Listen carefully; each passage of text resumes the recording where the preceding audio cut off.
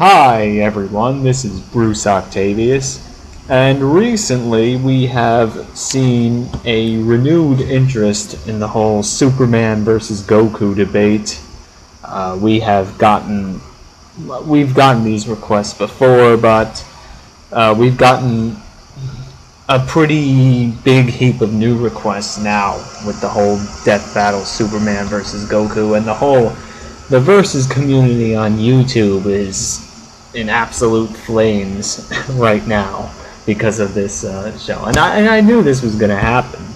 So yeah, it's pretty funny in a way seeing people get so serious about fictional characters, but you know, I might as well just post my commentary about this since I have nothing else to do right now.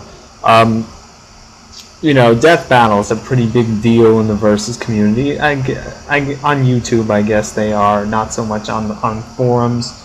But you know, we have gotten requests to do this match before, and we're getting more now. And I'm telling you straight off the bat, we are never doing this fight. Okay, we are not ever going to do it. First of all, because it's just been done too many times. Okay, it's not original, it's not entertaining anymore because it's overdone. Okay, it's plain and simple, it's overdone. Secondly, we're not doing this fight because we know who's gonna win. There's no real debating who's gonna win unless you're using Golden Age Superman from the 40s or the 30s, the Burn era Superman, or DCAU Superman that I can name off the top of my head right now. Unless you're using one of those two versions of Superman, Goku is just not gonna win. I'm sorry, I like Goku more than Superman, but Goku is just not gonna win. That's the bottom line, okay? Now, I guess I'll do a little video commentary on Death Battle. I usually stay away from the show because I find it to be poorly analyzed, I'd say. The presentation is obviously really, really good. Much better than anything we've ever done. But analysis-wise, it leaves a lot to be desired, and this match did too, although it reached the right conclusion. And I think I'm speaking for the entire OBD right now, the entire Outskirts Battledome, when I'm doing this commentary, so, you know, why the fuck not? First of all, some of the arguments that Goku fanboys are making is instant transmission can keep up with Superman. No, okay, no. First of all, instant transmission is teleportation, it's not speed. Speed is defined as going from one point of space to another point of space within a certain allotted time. That's the fundamentals of speed. Teleportation is moving from point A to point B without physically having crossed any space. So it's not physical speed. It just isn't.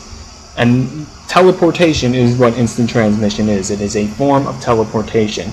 It cannot prevent a speed blitz, and it can't let you keep up with someone who's way, way, way faster than you.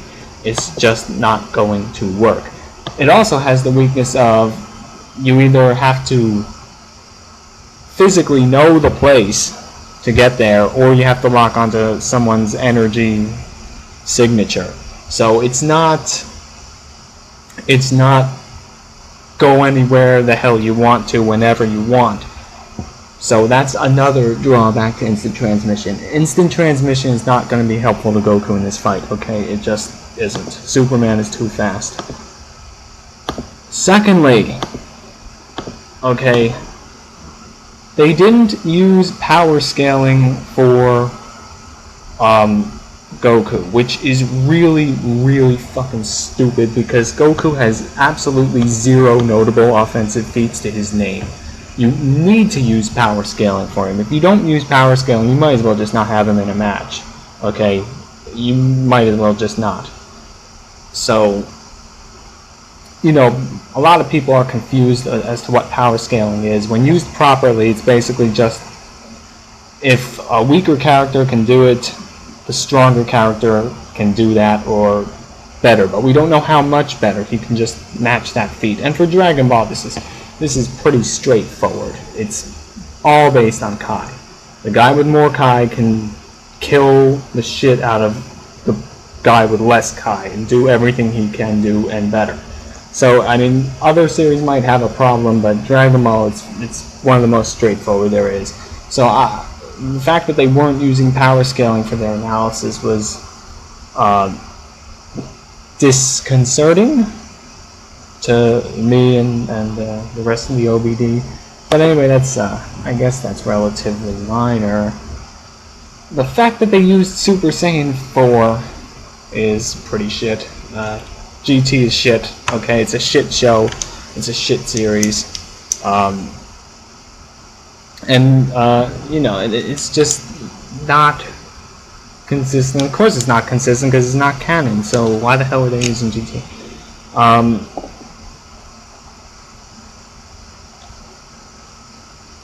What else? Yes. Superman does have far more destructive power than Goku does. They were putting Goku at their planet level, which is wrong. Goku, based on how violently Earth was destroyed in the manga by Kid Buu, Goku is in the large planet range.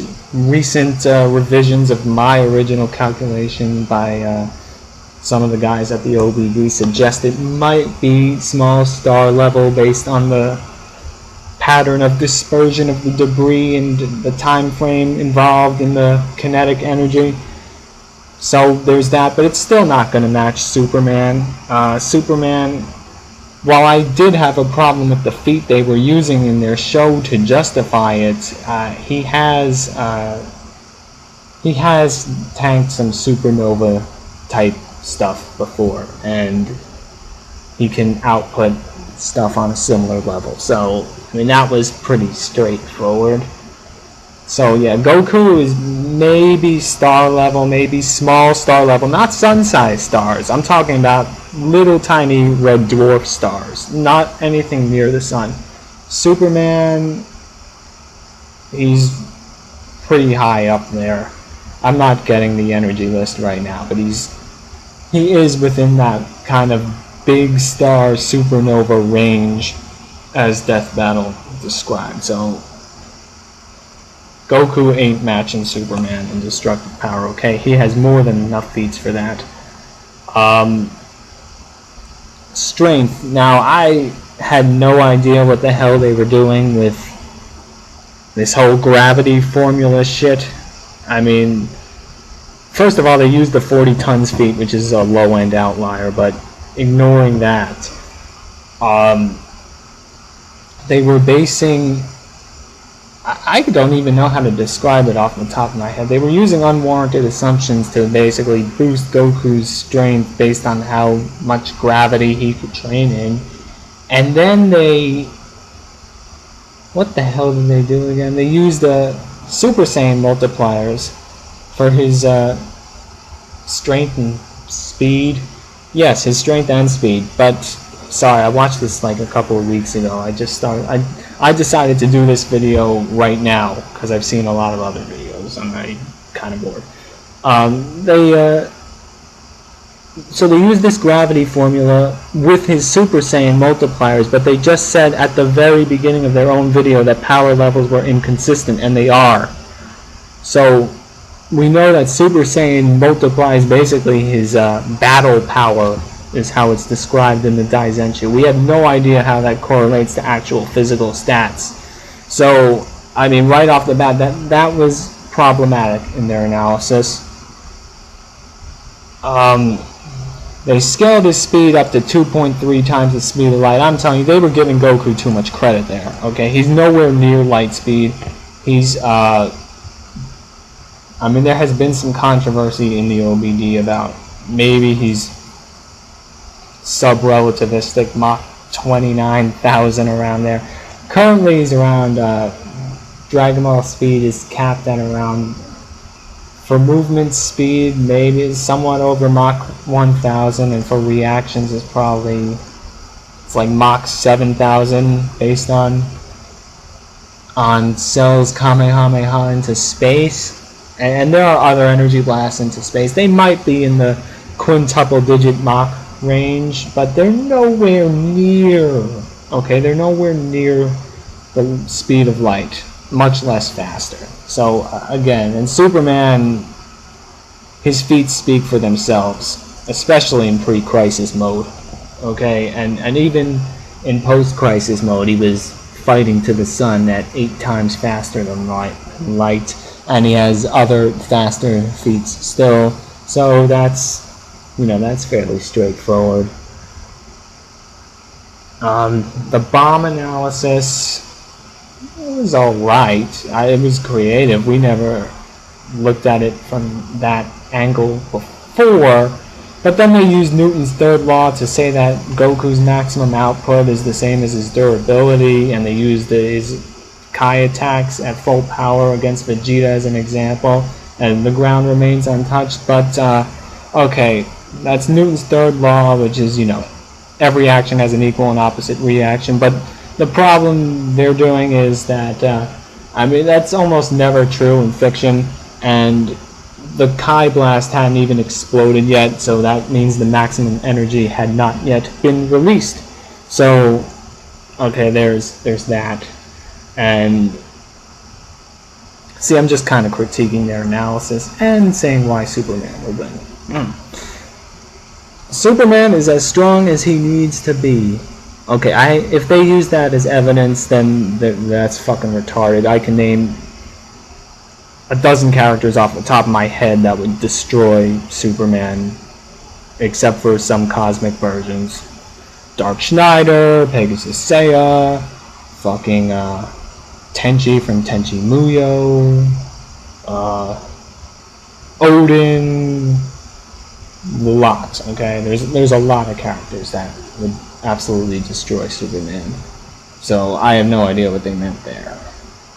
And Goku using mind attacks against Superman is fucking retarded. He has no one in Dragon Ball Z except Babidi has any offensive mind fuckery feats.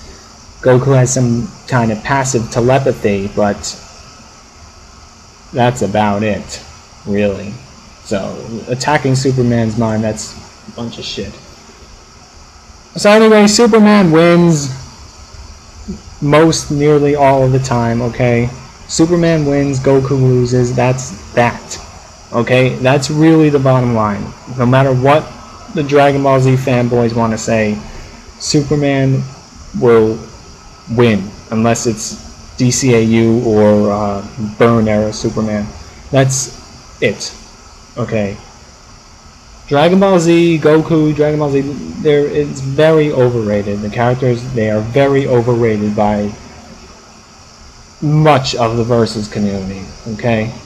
Dragon Ball is a strong series, but it's not nearly as strong as a lot of people make it out to be.